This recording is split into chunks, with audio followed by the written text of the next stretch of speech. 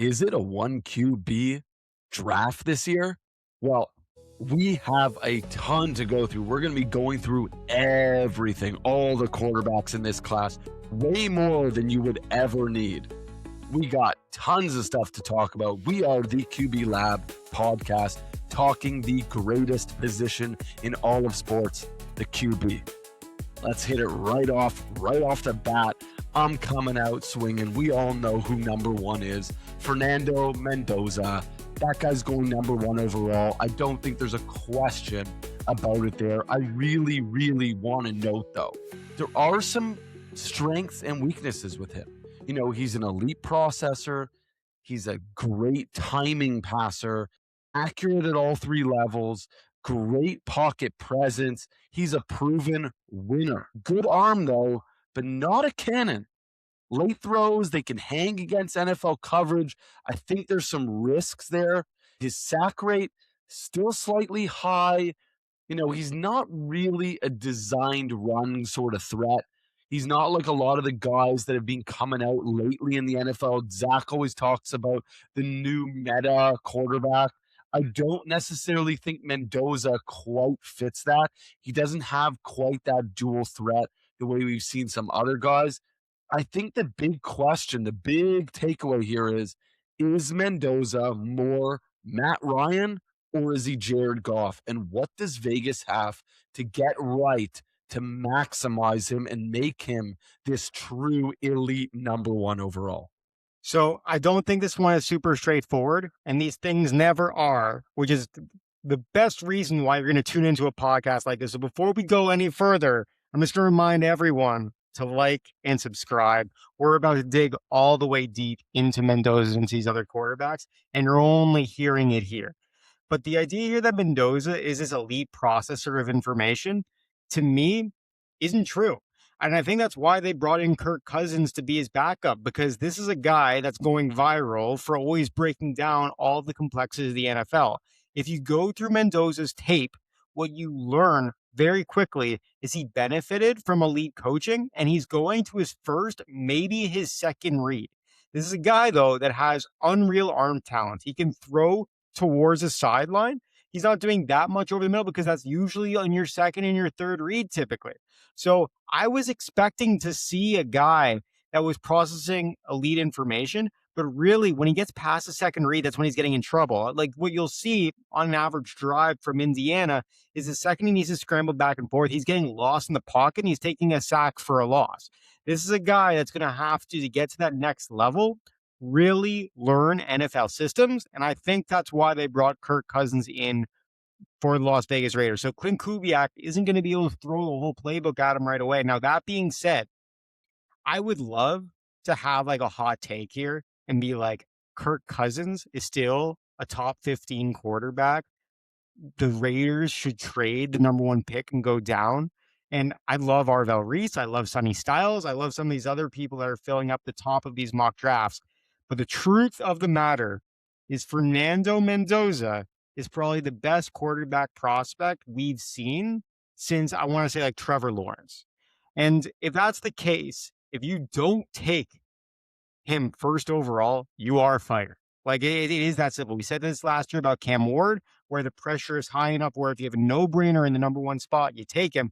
But also, Jake, you'll remember last year on this episode, we freaking nailed it, man. We had Dart being the better first-year rookie over Cam Ward. We had Tyler Shuck being a completely underrated prospect. And I'm just excited to get into it with you because I think we got some of these takes up and down the draft board. Yeah, look, my number two, I think, is like a lot of people. I have Ty Simpson coming out of Alabama. You know, he's probably a late round one. Maybe he falls to the beginning of round two. You know, he's a guy that, to me, it's a high risk, high reward here because I think that he's either like a franchise steal or the guy we're all arguing about in 3 years. I think Ty Simpson is one or the other. You know, he could be great. He could be awful. I think this is a really, really tricky scenario. You talk about IQ, understanding the field. he has a really, really good IQ when it comes to pre-snap stuff. I think he's well equipped. He's very prepared. He's got a super compact release, which I think is going to help him in the NFL.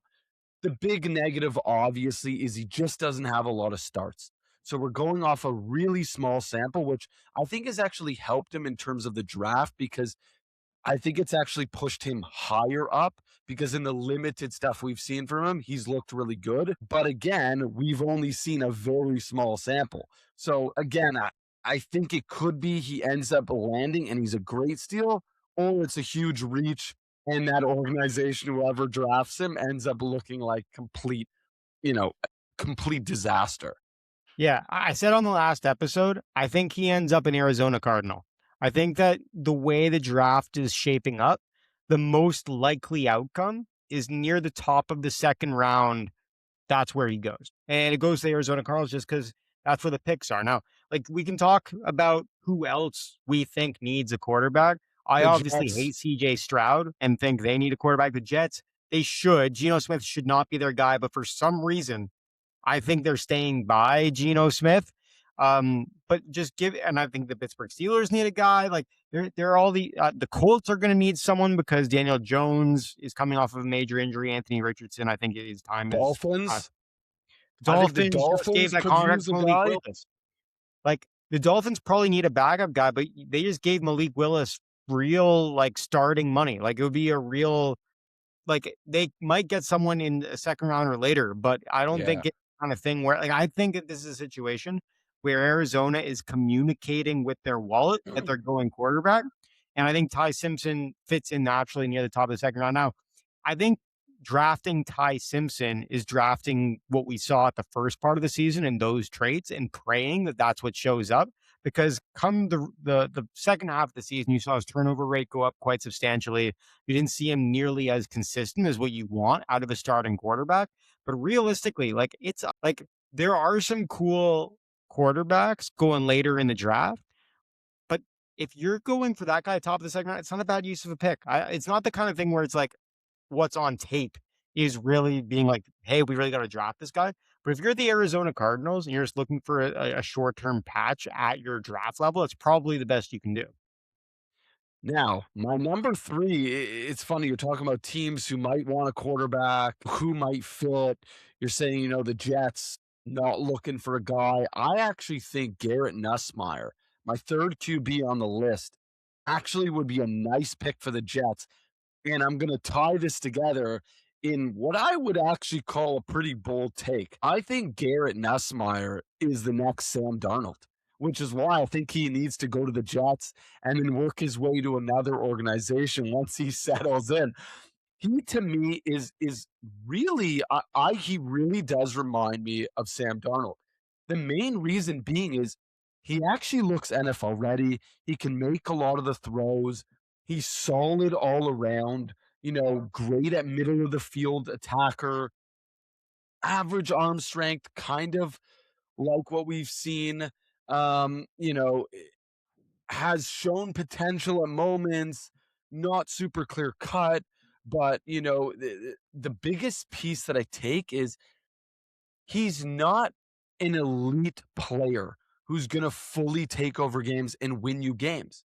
But I Yeah. do think in the right system at the right time, kind of like what we've seen from Sam Darnold is if everything around him is really good and is working, he could really, really work.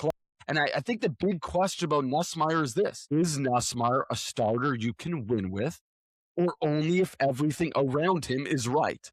And that's Yeah. Sam Darnold. Like he's not a winner until everything around him is right. I think Garrett Nussmeier might be a perfect fit for the Pittsburgh Steelers, not just because of his personal ties to the coaching staff, but because of the top five quarterbacks, he's the lowest in average depth of target and the lowest in QB rating. So this is a guy that I think is purely marketing himself off of last year's reputation. But if I look at this year's data, he's not up to snuff, man. He's a guy whose name is bigger than his performance.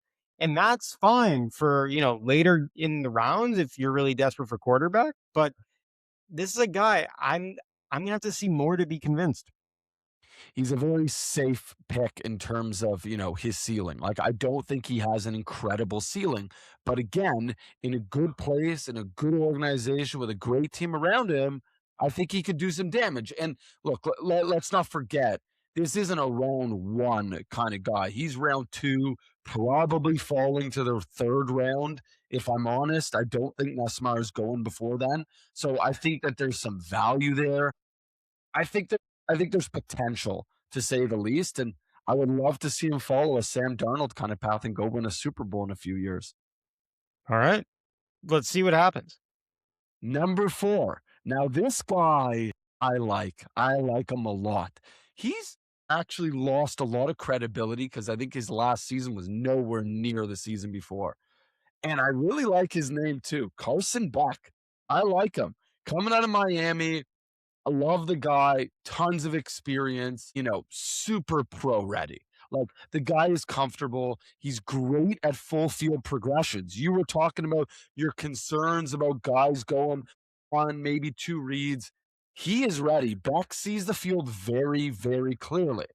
Now, there's obviously some other issues, which is his off script creativity, probably not the best I've ever seen. His ceiling, probably not that high. But again, we're talking about getting a guy, and I have him noticed here as round 3, round 4. He's really safe. Beck might be this draft's safest QB. But the question is, how much does safety matter? We talk about taking a big risk, taking, the home run type of a hit. He's not going to be a home run, but he could be a really safe, solid pick that makes a team a decent team, maybe becomes a perennial playoff team. I don't necessarily see him carrying a team to the Super Bowl or even carrying the team to the playoffs, but being a part of a larger, better team. Yeah, if I was Carson Beck, I think like a dream landing place would be anywhere I can start. I don't think he has starting traits just yet. He strikes me as a system guy, not the kind of guy that's going to use his talent to beat out every other quarterback in the NFL. But I think a really optimistic landing place for him would be LA, like on the Rams, not the Chargers, because what's happening there is you got Stafford, who's going up there in age. You could learn behind one of the greatest the game has seen. You have elite wide receiving options in Puka Nakua and Devontae Adams. And Stafford probably has 2, 3 seasons max left in him just because he's getting up there in age. He's got chronic back issues. I think this is a guy who could be an elite backup and have upside if, when given the chance, behind the right coaching staff to learn the right system and try to figure out how to progress that next level. Yeah, I think that's fair. I think that he definitely, yeah, although it's ideal for him to get a place that he would start day one, I actually think it's a better fit if he's going to a team that he doesn't need to start day one. I think he's the kind of guy who needs a couple years, and maybe that actually removes some of the handcuffs that he's put on himself, some of that like safe type behavior.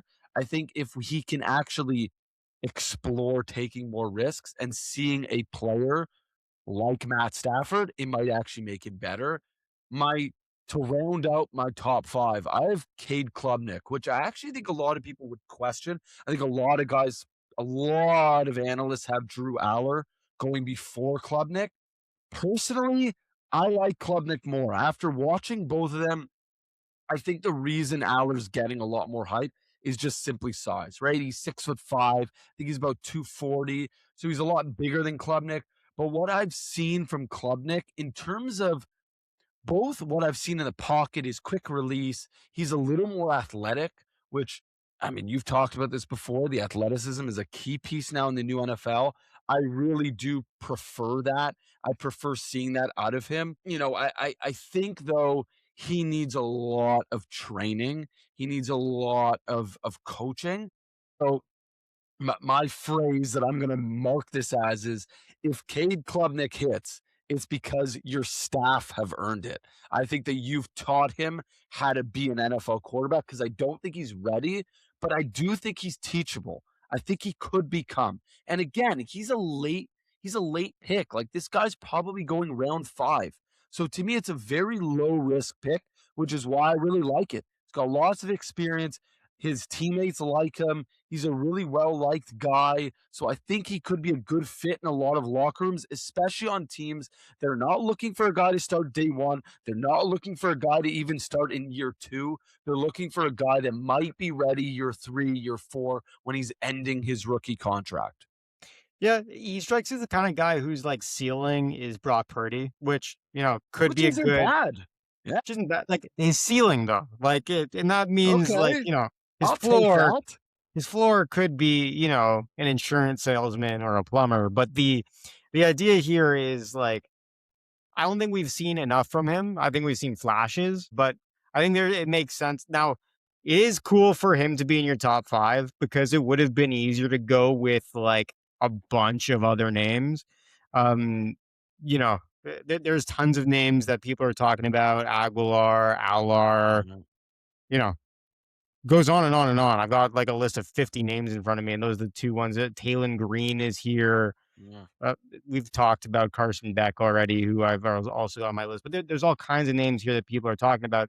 I think going with Klubnik is fun, but I've got a name for you that I want to even go lower down the list of guys I like. I don't know why I like them, but the guy that got this nod in the last year's episode was Tyler Shock. So it's possible I'm inflating my ego on this one, but the name Here I'm we going to give you go. is Sawyer Robertson. He's Okay. He's over in Baylor. He's 6'3". He shows really good arm talent on some elite throws in the hashes. He's just inconsistent as all hell. So this is the kind of guy that just needs to learn a little bit more. Again, get in the right system. Same type of thing of what you're saying with Klubnik. It'll be if he super succeeds, it's because of the strength of a coaching staff around him. But he's a fun arm that I would love to see get a real opportunity. And actually, I should clarify, I see 6'4", 220. He's from Lubbock, Texas. I mean, I do like Huge. that. We love our Love a Texas guy from quarterbacks. Texas. Oh, yeah. Okay, that's an interesting take. Okay, Jake, I think to Here end we off go. the episode, I'm going to give you 2 pairs of stats, and I want you to tell me which quarterback you like more. Okay. First one, they both have over 3,500 passing yards. Their adjusted accuracy percentage is virtually the same. It's 79.2, 79 versus 79%. Their time to throw is a little bit different. The first one's at 2.87 seconds, where the second one is 2.67 seconds. So he's 0.2 seconds slower. However, that quarterback's big time throw percentage is 7.4% versus 5.7%. PFF has the first one at 92.2, where they have the second one at 91.6. But the big gap here is the running ability for the first one is 82.1, where the second one is 74. The first one had 51 scrambles, the second one's 34. So who are you going with? Are you going with the slightly slower in terms of time to throw? Or in turn, would you be taking the slightly better running ability? Who do you go with? I'm going with A, which has a slightly higher passer rating. So I'm going to go with that. I feel All like right. that's safer. Okay. Are you ready? The second quarterback is Fernando Mendoza. The first Wow. quarterback is Diego Pavia, who I love Diego Pavia. everybody is writing off Diego Pavia because He's he's small. small. He's shorter than Kyler Murray, so he's smaller than small. He's a But fucking winner. but his data is insane. So So this wait, I is want to get this clear though, the stats, because so is Pavia quicker to get the ball out and he had a slightly higher passer okay. rating? So here's the thing: he's slightly slower by 0.2 seconds, but it's still less than Okay. 3 seconds. So it's Still still solid. NFL able. Yeah. And you and I were just talking about at the beginning of the episode that Fernando Mendoza isn't really doing his second or third Yeah. read. Yeah. Second, So he has to it's do more. They're virtually the same to me in terms of time but to the throw. scrambling was better from Pavia. The scrambling is there for Pavia. So, Which I talked about that my concern with Mendoza is he's missing that piece. And in the so NFL, he's not going to be able to go to read 1 and read 2 every time. yeah. Like that's a problem. So every NFL team is running off Diego Pavia because he's smaller than small. This could be a Moneyball situation where because he quacks a little bit differently than the rest of the people at the position, that this could be an Oakland A's level steal here. If he gets taken in the Mr. Irrelevant final pick in the draft, let's see what happens. Let's go, baby.